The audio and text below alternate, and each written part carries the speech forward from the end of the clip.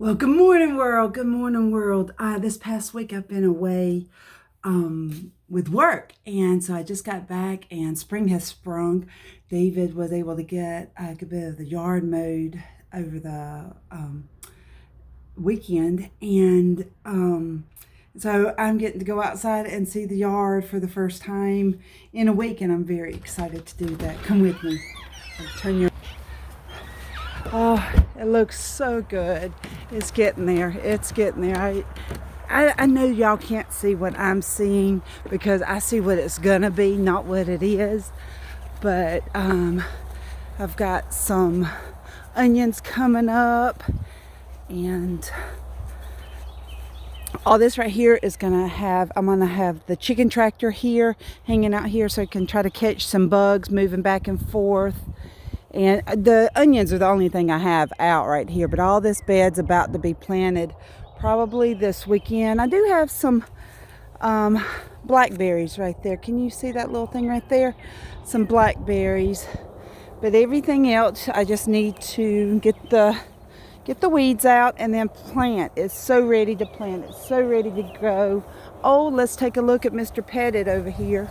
Mr. Pettit's ready to give me a few more beautiful blooms. Look at that go. Uh-oh. Oh, wow. Just beautiful. He's going to be beautiful. And the chickens, look at them. They said, "Hey, Mama, where you been?"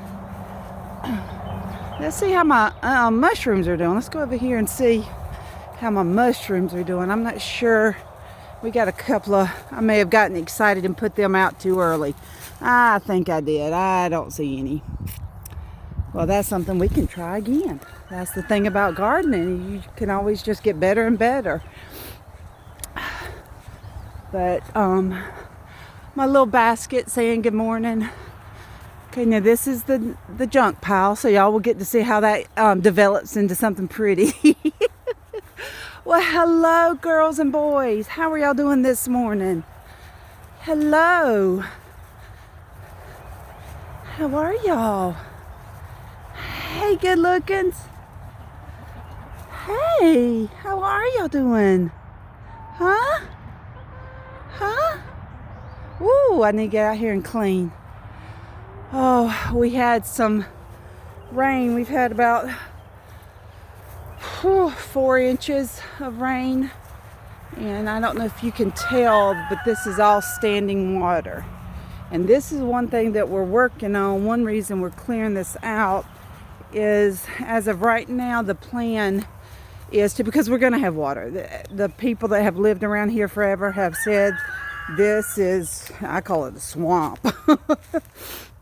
But so the plan is to dig a hole and make a pond out of it, and develop it as a pond, instead of coming in here every time we get a few inches of rain, that this develops into mosquito habitat.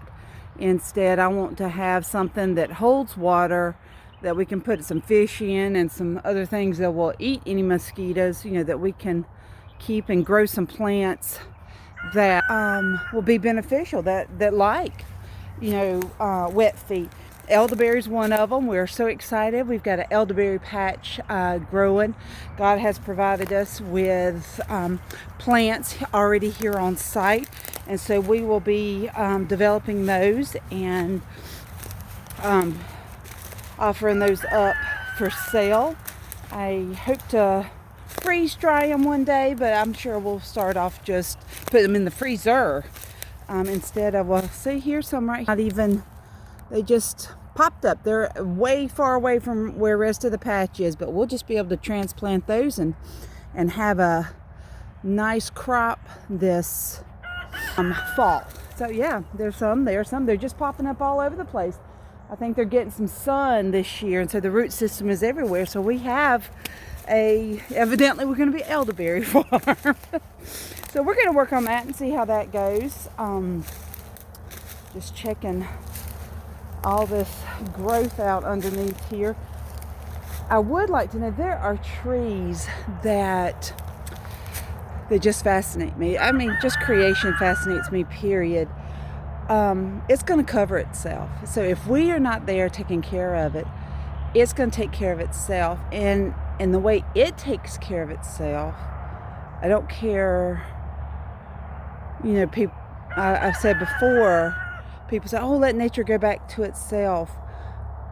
But itself is not productive. Itself, I mean, it's productive, but it chokes itself out as well. Like, I'm gonna show you, and I don't know the name of this tree, but you see this? There is a root system, and everywhere you cut, more spring up, and I'm assuming it's this tree right here. Maybe not. It may be another one. Actually, I don't know if it is or not.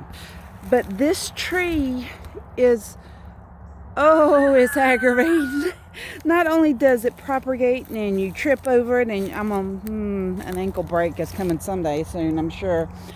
But it is fierce. It just keeps on coming, and it doesn't. You can't walk through them. The branches are so thick, and they're just, it's not productive, and so it needs to go. When we manage land properly, we can make it produce not just better for itself, but better for us as well. Because when you have trees choking out things like this, other things can't grow.